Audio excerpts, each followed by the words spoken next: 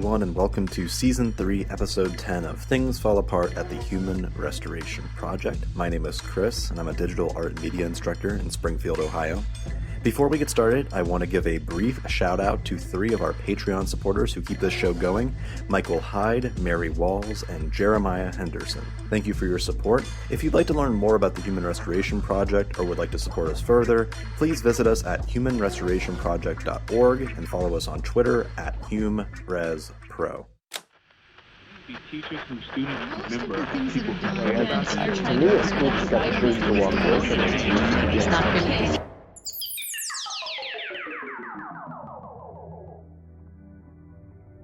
Today, we're joined by Kenrya Rankin. Kenrya has an extensive CV. She is graduate of Howard University and New York University. She's an award-winning author, journalist, and speaker. She's the editorial director at Color Lines and has been published in Fast Company, Ebony, and Glamour. Her books include Started Up, The Complete Teen Business Guide to Turning Your Passions into Pay, Bet on Black, African American Women Celebrate Fatherhood in the Age of Barack Obama, and her recently released How We Fight White Supremacy, A Field Guide to Black Resistance, which is co-authored with Akiba Solomon. I contacted Kenrya after reading Started Up when researching entrepreneurial books for an upcoming class project, and it's awesome that she can join us to speak on the current state of entrepreneurial education, as well as greater issues of the education system.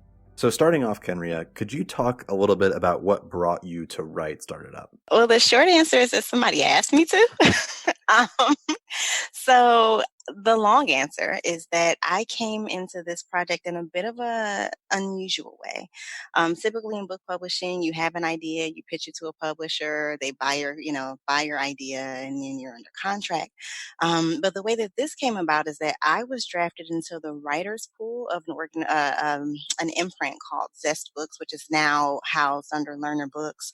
And so they had a pool, and whenever the editors there had an idea of something that they felt like needed to be in their list, they would reach out to everyone in the pool and say, hey, we want to do a book on entrepreneurship.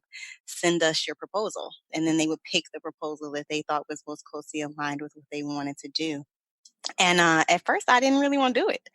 I was kind of scared. I felt like, what do I have to say about entrepreneurship? I didn't think of myself as an entrepreneur, which is crazy because I was literally building my freelance business at the time that happened.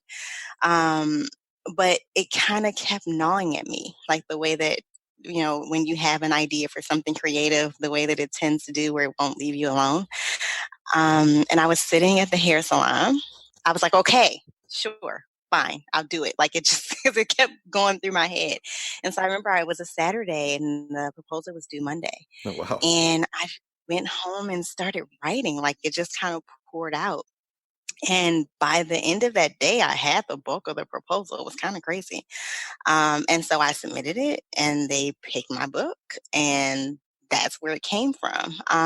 But ultimately, what really, I think the reason that it was gnawing on me was because I wanted to do something that was different from what I'd seen.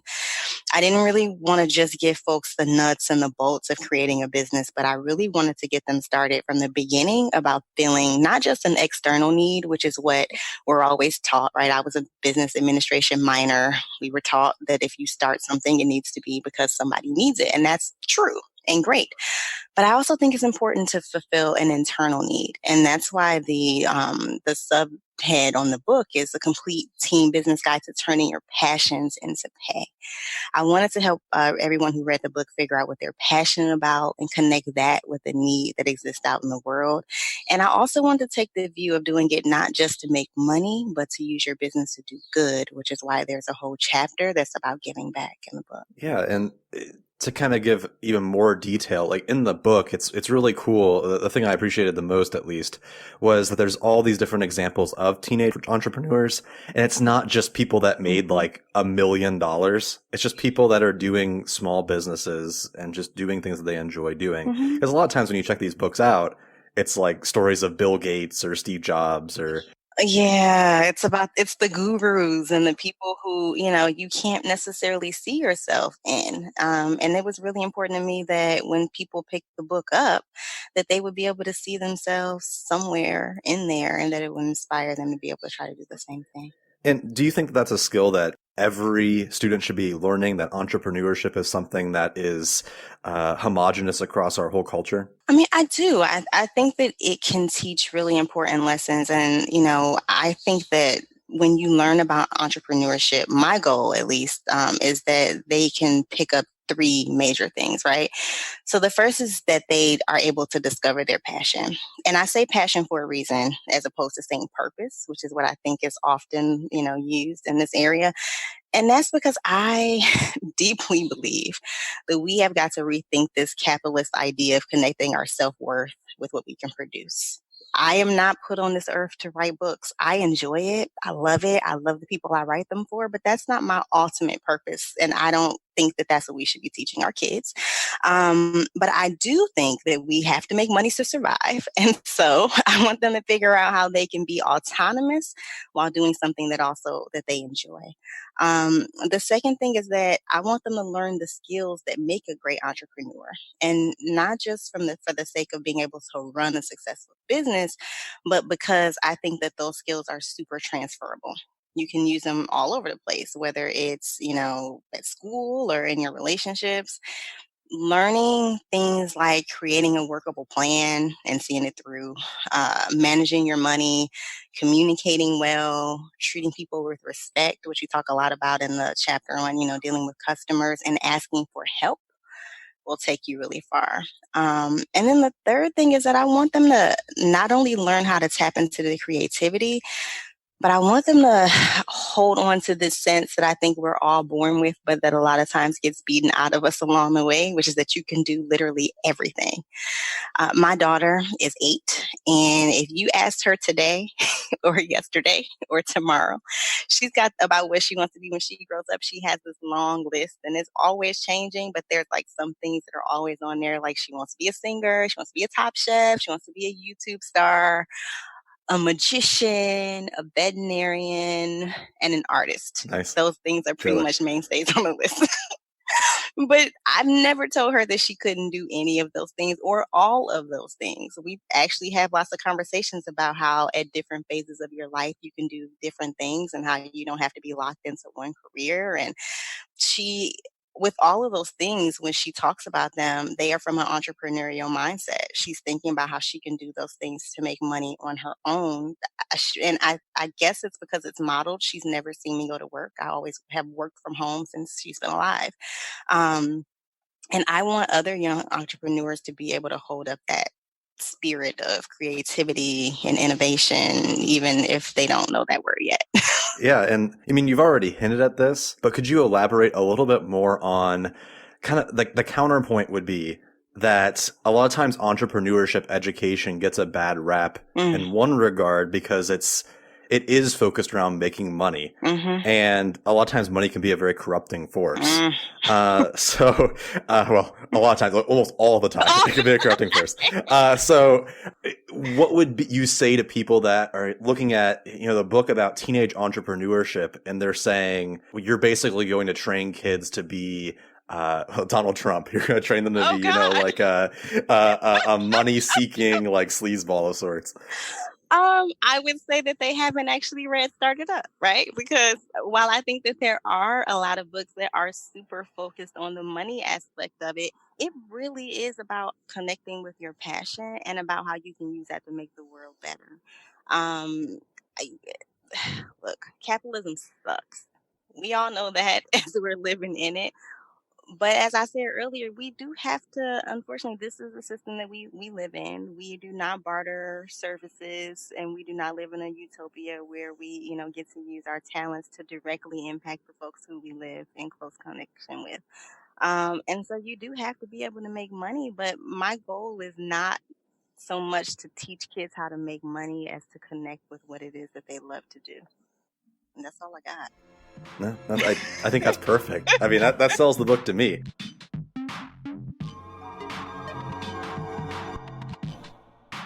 I hope you're enjoying the podcast thus far. I sincerely appreciate you listening in. And if you enjoy the work, please head over to humanrestorationproject.org to find our free resources and wealth of writings. And then, if you think we should keep going, take a gander at our Patreon page. For $1 a month, you'll receive a professional, print-ready electronic magazine of our work every 2 months. But as always, all of that work is available free online. Kind of building into a grander scheme of questions. To be honest, before I read this book, I didn't know who you were. And then I Googled you, and I was like, wow, this is not what I expected. Like, your other work has absolutely really nothing to do with like teenage entrepreneurship. You're editor of Color Lines. You've co-written or collected together this book, How We Fight White Supremacy, as well as many other works that I'll put in the show notes. So I have to connect together the thoughts of your book with, the rest of your background and things that you've written about. And the question that I pose to you is surrounding the education market. Sadly, when I think of entrepreneurship education, to be frank, I think of a bunch of old white guys talking to people about, exactly what we were just talking about. And talking down to them about it too. Yeah. Those books tend to never get political. They never talk about anything that might prevent them from selling a book, quote unquote, as in, they're scared that, if they say anything that might be out of line, that might be a bad thing. Mm-hmm. What are your thoughts just in general about the current state of entrepreneurship education and maybe just the education market when it comes to like professional development? I think that at this point, any materials that claim to promote innovation but ignore the realities of how white supremacy, which is propped up by things like racism and sexism and homophobia and transphobia and ableism and classism, when they ignore those things, I think those books are ineffective at best and dangerous at their worst. I wish I'd had a stronger lens when I wrote Started Up in 2010. But I do think, one thing that I did do very intentionally was include primarily entrepreneurs of color who are from various socioeconomic backgrounds. It was important to me that there be a lot of different representation, as I was saying earlier. But I think, and I can speak specifically to young people because that's the arena that I've worked in when it comes to this. I think very often we underestimate what they can process and what they can apply when it comes to topics that some adults label as difficult, when, if we're being honest, those are just topics that they don't really want to have an honorable too, but an honest, vulnerable conversation about, because they don't want to be challenged and they don't want to have to examine how their privilege bolsters them and their work. And that's where those white men come in. But I think that we really need to have more than just the people who are at the top of the white supremacist hierarchy. And I'm talking wealthy, traditionally educated, white, straight, cisgender, Christian, able-bodied men out here doing the work of entrepreneurship education. Because at the point that you bring in folks who represent, lots of different diverse backgrounds, that seeps in. Like, you were saying you had to kind of like, what's the through line of my work? The through line is that I'm a Black woman. And so that is my lens on everything that I do. And while my politics have definitely come through stronger. I wrote a book, for God's sake, called How We Fight White Supremacy. That lens is always there. And I think that that's why it's important that they are not the only ones who are doing this work. And speaking of How We Fight White Supremacy, something that you bring up multiple times is your work in schools as a parent and advocating for anti-bias training and bringing in that perspective. And like, full disclosure, I work in a fairly rural school. It's very difficult to bring up that conversation in that community. Yeah, I would imagine. And I hate to say that, but it's true. Yeah. So did you run into any issues when you were trying to bring in anti-bias training as a parent? I'm expecting that's a yes. Yeah. But then do you have any suggestions for someone who, really wants that, but they're really just not sure of the route of doing that? Yeah. I mean, it's difficult because I don't think that there's one specific best course of action. I mean, I think that one of the most important things that you have to consider when you're organizing is where are you starting? Mhm. So, what are the local conditions? What's the folks who want to do it, whether it be the entire administration or a couple of rogue teachers within the school? What's their true intention for doing this work? And who's in place and able to carry the burden, and what privilege are they willing to give up or use in order to support the folks within their system who don't have it? As you said, I have worked with educators, and what I have encountered in some places is that they say that they want to make their schools welcoming, and I'm doing air quotes, y'all, for folks of color, which doesn't really mean anything. But they thought that the one thing that they had to do was do like an anti-bias training, and then that would be enough to move the needle. But they didn't really give any thought to the values that they wanted to establish and then live into. They didn't create any guidelines for policy or for implementing that policy. They didn't do any evaluation of how they're recruiting and also treating their employees of color. There was no real willingness to do any work beyond saying, "Hey, y'all are welcome." And so they weren't doing anything that really created an environment where children of color weren't forced to give up little pieces of themselves every day just to keep the peace. And, you know, that in my case resulted in me moving my child to another school because it was ultimately harmful for her. But that said, I think that, many places and folks who want to do this kind of work within their schools, a good way to start is by investing resources and bringing in a third party organization to connect within the environment where you work, and thinking that you can do a massive overhaul of an inherently racist institution, which in a lot of ways we know that education is an institution that is steeped in white supremacy and anti-blackness in the same way that, politics are and entertainment is and all of these things. I think it's folly often to think that we can do it from inside, but bringing in a third party, which involves investing actual resources. But oftentimes when we have to put our money into something, that's when we begin to take it seriously. It's not just a couple of folks having a meeting one day and saying, okay, we want to make everyone feel welcomed here, which is what I have experienced. Yeah, yeah, and I like the idea too of local organization Mhm. as opposed to like waiting for like a nonprofit. In fact, one of your authors wrote about this in this book. Her name is Bianca Yep, Eunice. Unix. She's an artist. Yep. And I liked what she had to say surrounding this idea of local coalitions as opposed to kind of donating to a nonprofit or waiting for the nonprofit to come in, because From the that's a really good point. I mean, if nonprofits were, doing fantastic everywhere, we wouldn't. I mean, these problems are pervasive. I'm sure anyone listening to this would connect and relate. That's just the way things are. And it's going to rely on people kind of taking the reign and going rogue, use the terminology. But it's true, in order to make that happen. And speaking of local organization, something that we talk a lot about on this podcast is, it's one thing to say like we can transform our classroom and be a more welcoming classroom and have an anti-bias education, et cetera, et cetera. And all those things are really good things. But there are underlying inequities in the United States, such as poverty, such as the community that one lives in, such as the money and how it's being distributed.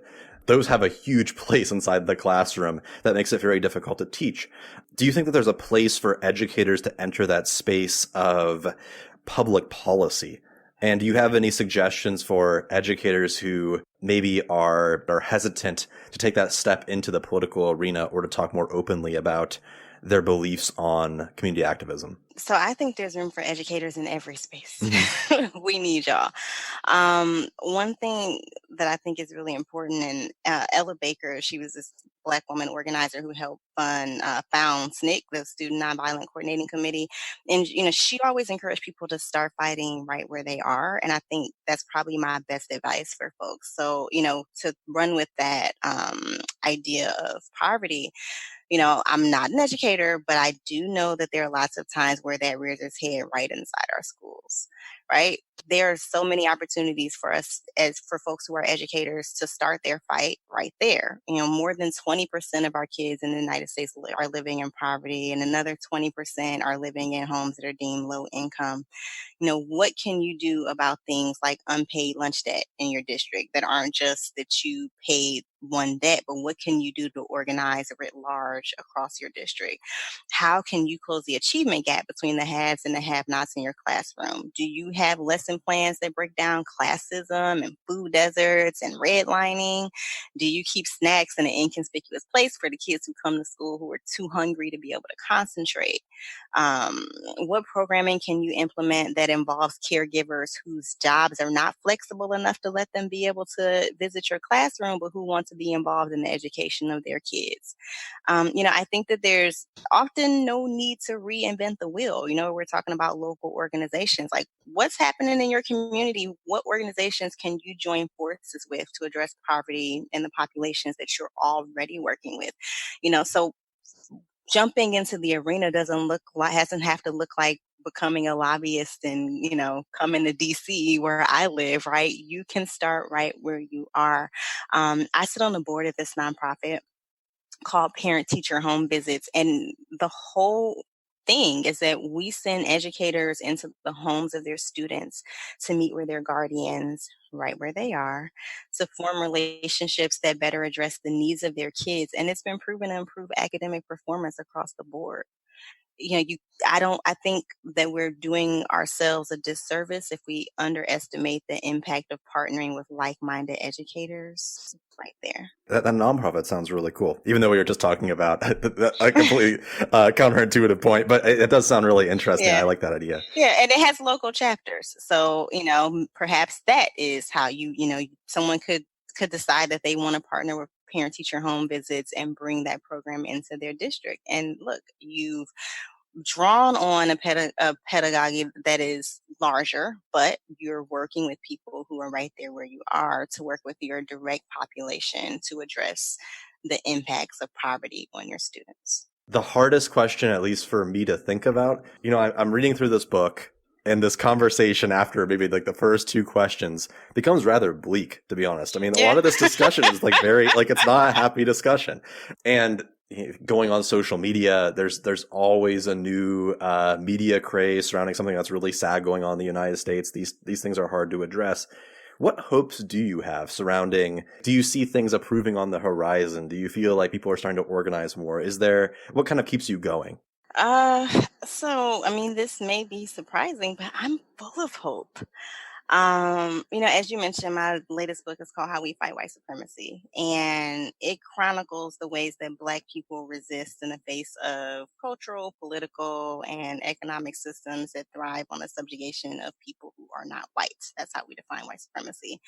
Um, and it came out in March. And in that, like, since then, I've been traveling, doing book talks and meet and greets and all that kind of stuff all over the country. And the moments that really stick with me are, after we've done the reading and, you know, talked about the big themes, and we're sitting at the table, my co-author Akiba Solomon and I, and people come up to the table and they have their book and it's like dog-eared and they've, marked all over it and got sticky notes. And they're like, this book really helped me figure out what I'm supposed to do. It helped me figure out what my purpose is. So I'm a bit of a crybaby, but I can't say how many times that has made me cry as I'm hugging a virtual stranger, but who doesn't feel like a stranger anymore because they have read this book and felt a super duper connection with it. And one of the things that we wanted folks to feel or to do by the time that they finish the final chapter, which is about freedom dreaming. This idea of stepping outside of the confines that we find ourselves in right now and imagining what we want our society, a just society, to actually look like. Because I think that very often we get bogged down in the reaction right? Like so much of what we're doing is a reaction to the latest crazy tweet or the, unhinged and dangerous and violent policy. And when we get mired in that, it's hard for us to think about what we want this world to actually look like. And so that chapter asks people to just stop and close their eyes and envision what a society that does not have all of these things and it actually looks like, so that we're not putting ourselves at risk of perpetuating it, right? And I just find so much joy and so much hope in the people who tell me that they figured out the way that they can join the millions of people who are, collectively working to advance the fight against this system that really means to do us harm. That brings me joy and hope.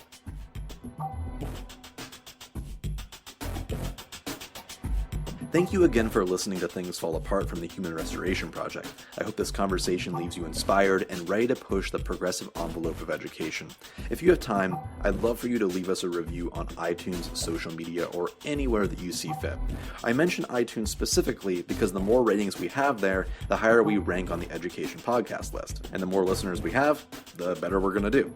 We can't do this without you, and I'm humbled by the opportunity to help broadcast this message to as many people as we possibly can. So let's push forward together and restore humanity.